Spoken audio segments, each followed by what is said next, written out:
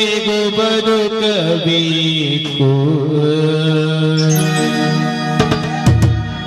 ನನ್ನೊಲವೇ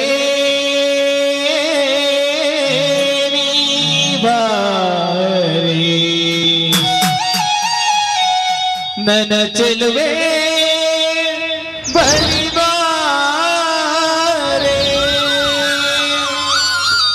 ಬಲಿ ಬಂದು ಸಿಹಿ ಮುತ್ತು ನೀಡು ಸಿಹಿ ಮುತ್ತಿನ ಕಾಣಿಕೆ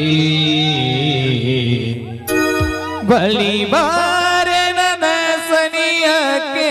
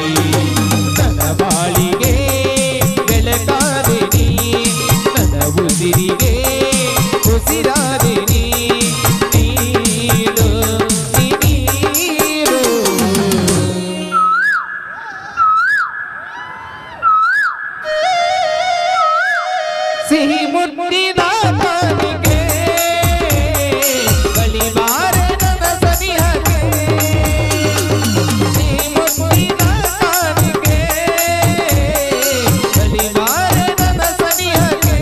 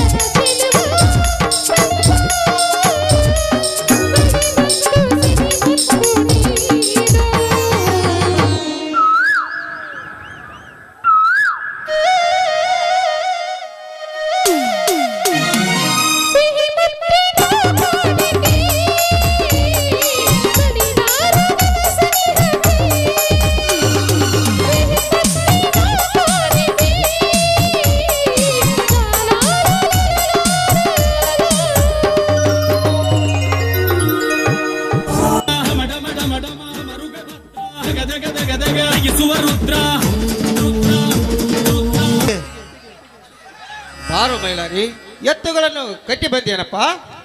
ಹೌದಣ್ಣ, ಎತ್ತುಗಳನ್ನು ಮರಕ್ಕೆ ಕಟ್ಟಿ ಅವುಗಳಿಗೆ ಹುಲ್ಲು ಮೇವನ್ನು ಹಾಕಿ ಈಗ ತಾನೇ ಬಂದ್ಯಾನ. ಬಾರಪ್ಪ, ಮೊದಲು ದೇವರಿಗೆ ಹೋಗಿ ನಮಸ್ಕಾರ ಮಾಡಿ ಬರಪ್ಪ. ಪ್ರಸಾದವನ್ನು ತೆಗೆದುಕೋ. ಸರಿ ಅತ್ತಿಗೆ, ಸ್ವಲ್ಪ ಕೈ ಕೆಸರಾಗಿವೆ, ಸ್ವಲ್ಪ ನೀರು ಹಾಕಮ್ಮ.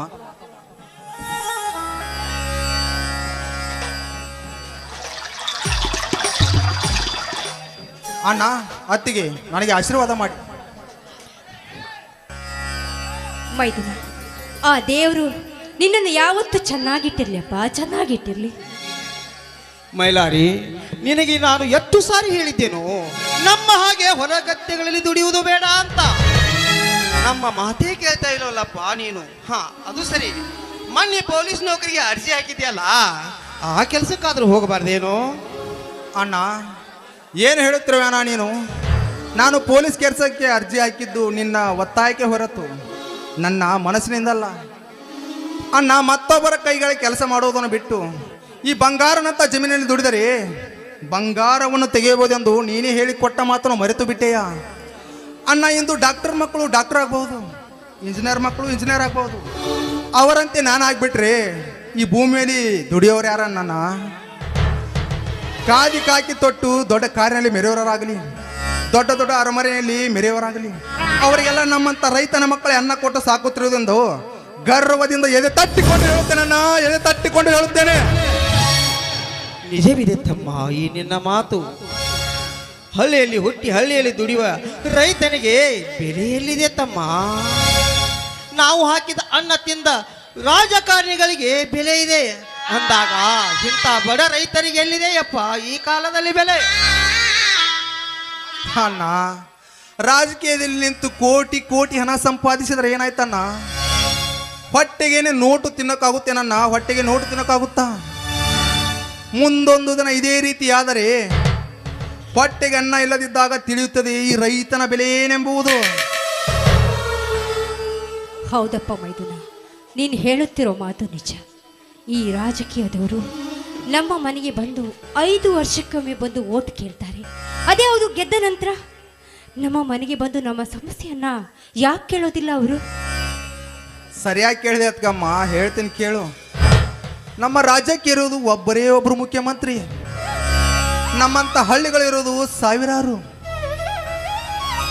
ಇಂಥ ಸಾವಿರಾರು ಹಳ್ಳಿಗಳಿಗೆ ಬಂದವರೊಬ್ಬರೇ ಭೇಟಿ ಕೊಡಲು ಸಾಧ್ಯವಿಲ್ಲ. ಅದಕ್ಕಂತೆ ಪ್ರತಿಯೊಂದು ಹಳ್ಳಿಗಳಿಗೂ ಗ್ರಾಮ ಪಂಚಾಯತಿ ಮಾಡಿರ್ತಾರೆ. ಅಂಥ ಗ್ರಾಮ ಪಂಚಾಯತಿಗಳಲ್ಲಿ ಒಬ್ಬ ಒಳ್ಳೆ ವ್ಯಕ್ತಿಯನ್ನು ಆಯ್ಕೆ ಮಾಡಿ ಆರಿಸಿ ತಂದು ಅಧ್ಯಕ್ಷರನ್ನಾಗಿ ಮಾಡುತ್ತೇವೆ. ಇನ್ನು ಅವರ ಮೇಲಧಿಕಾರಿಗಳಾಗಿ ತಾಲೂಕ್ ಪಂಚಾಯತ್, ಜಿಲ್ಲಾ ಪಂಚಾಯತ್, ಇನ್ನು ಅವರ ಮೇಲಧಿಕಾರಿಗಳಾಗಿ MLA MP ಇರ್ತಾರೆ. ಇನ್ನು ಇವರ ಮೇಲಧಿಕಾರಿಗಳಾಗಿ ನಮ್ಮ ರಾಜ್ಯದ ಮುಖ್ಯಮಂತ್ರಿಗಳು ಇರುತ್ತಾರೆ. ಪ್ರತಿಯೊಂದು ಜಿಲ್ಲೆಯ ತಾಲೂಕುಗಳಿಗೆ ಹೋಗಿ ಸರಿಯಾಗಿ ಕೆಲಸ ಮಾಡುತ್ತಿದ್ದಾರವೆಲ್ಲಂದು ತಿಳಿದುಕೊಂಡು ಕೆಲಸ ಮಾಡದಿರೋ ವ್ಯಕ್ತಿಯನ್ನು ಕೆಲಸದಿಂದ ತೆಗೆದುಹಾಕಿ ಅವರಿಗೆ ಕಠಿಣ ಕ್ರಮ ಶಿಕ್ಷೆಯನ್ನು ಕೊಟ್ಟು ಪ್ರತಿಯೊಂದು ಹಳ್ಳಿಗೆ ಸರ್ಕಾರಿ ಸೌಲಭ್ಯಗಳನ್ನು ದೊರಕಿಸಿದರೆ ಅವರೇ ನಮ್ಮ ರಾಜ್ಯದ ಮುಖ್ಯಮಂತ್ರಿ ಆಗಿದ್ದಕ್ಕೆ ಸ್ವಾರ್ಥಕವಾಗುತ್ತದೆ. ಅದನ್ನು ಬಿಟ್ಟು ಹಿಂದೆ ಬಿದ್ದ ವ್ಯಕ್ತಿ ಎಷ್ಟು ಆಸ್ತಿ ಹೊಡೆದನೋ ಅದಕ್ಕಿಂತ 10 ಪಟ್ಟು ಆಸ್ತಿ ಹೊಡೆದು ಮನೆ ಆಸ್ತಿಯನ್ನು ತುಂಬಿಕೊಂಡುತ್ತೇನೆ ಎಂದು ಹೇಳಿ ಛಲ ತೊಟ್ಟರೆ ಅವನಿಗೆ ನಮ್ಮ ರಾಜ್ಯದ ಮುಖ್ಯಮಂತ್ರಿ ಅನ್ನೋದಿಲ್ಲ ಅತ್ತಿಗೆಮ್ಮ, ಬಡವರ ರಕ್ತ ಹೀರೋ ಕಂತ್ರಿ ಅಂತಾರೆ. ಸಾರ್ಥಕವಾಯಿತು ತಮ್ಮ, ಸಾರ್ಥಕವಾಯಿತು. ಈ ರೈತನ ತಮ್ಮನಾಗಿ ಹುಟ್ಟಿದ್ದಕ್ಕೆ ನನ್ನ ಜನ್ಮ ಸಾರ್ಥಕವಾಯಿತು. ನಿನ್ನ ಹಾಗೆ ಪ್ರತಿಯೊಂದು ಹಳ್ಳಿ ಹಳ್ಳಿ ಮನೆಯಲ್ಲಿ ನಿನ್ನಂತ ವೀರ ರೈತರು ಸಿಡಿದಿದ್ದರೆ ಸಿಡಿಲು ಬಡಿದ ಹಾಗೆ ಮುಡಿದುಕೊಳ್ಳುತ್ತದೆ ಸರ್ಕಾರ. ಇನ್ನು ಮುಂದೆ ಸರ್ಕಾರದ ಮೇಲೆ ಕರುಣೆ ಅವರಿಗಿದ್ದರೆ ರೈತರಿಗೆ ನೀರಾವರಿ ಯೋಜನೆಯನ್ನು ಹಮ್ಮಿಕೊಂಡು ವಿದ್ಯುತ್ತಿನ ಮೌಲ್ಯವನ್ನು ಕಡಿಮೆ ಮಾಡಿ ರೈತರಿಗೆ ಕೊಡುವ ಸರ್ಕಾರಿ ಗೊಬ್ಬರ ಬೀಜಗಳಿಗೆ ಸರಿಯಾದ ಬೆಲೆ ಕೊಡಲೆಂದು ಆ ಮುಖ್ಯಮಂತ್ರಿಗಳ ಪರವಾಗಿ ಆ ಗುರು ರೇವಣಸಿದ್ದೇಶ್ವರನಲ್ಲಿ ಸ್ಥಿರವಾಗಿ ಬೇಡಿಕೊಂಡು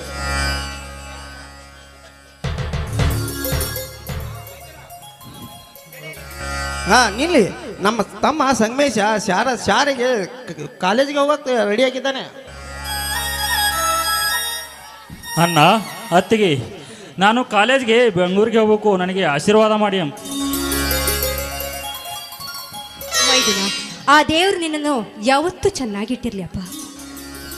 ತಮ್ಮ ಊರಿಗೆ ಹೋಗ್ತಾನ ಜಾನಕಿ, ಒಂದು ಹಾಡನ್ನು ಹಾಡಬಾರ್ದೆ? ಹೌದಾ? ಆಯ್ತು ಮೈದುನ.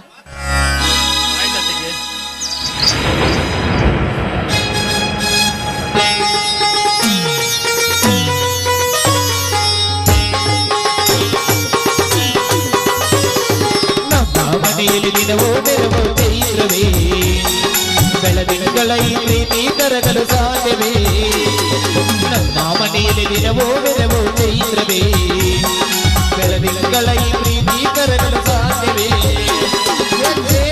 ಸವಿಗೋಡಿನೋ ಪ್ರೀತಿಯ ಪರಮಾನ ಪ್ರೀತಿಯೇ ಜಮಾನ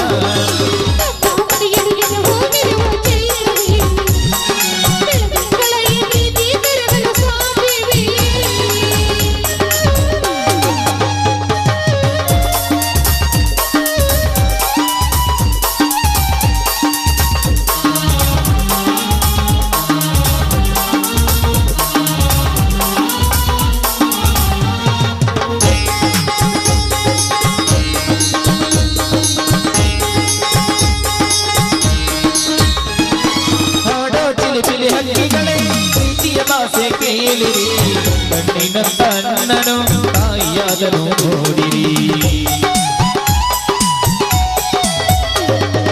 ಆಡೋ ಚಿಲಿಪಿಲಿ ಹಕ್ಕಿಗಳೇ ಪ್ರೀತಿಯ ಭಾಷೆ ಕೇಳಿರಿ ಕಣ್ಣಿನಂತ ನನ್ನನು ತಾಯಿಯಾದರೂ ನೋಡಿರಿ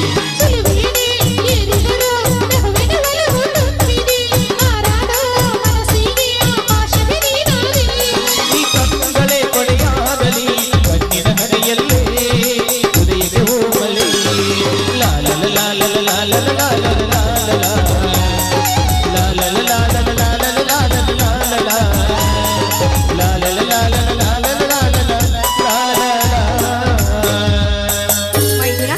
ಸ್ವಲ್ಪ ಊಟ ಮಾಡ್ಕೊಂಡು ಆ ನಂತರ ಹೋಗಪ್ಪ. ಆಯ್ತಮ್ಮ.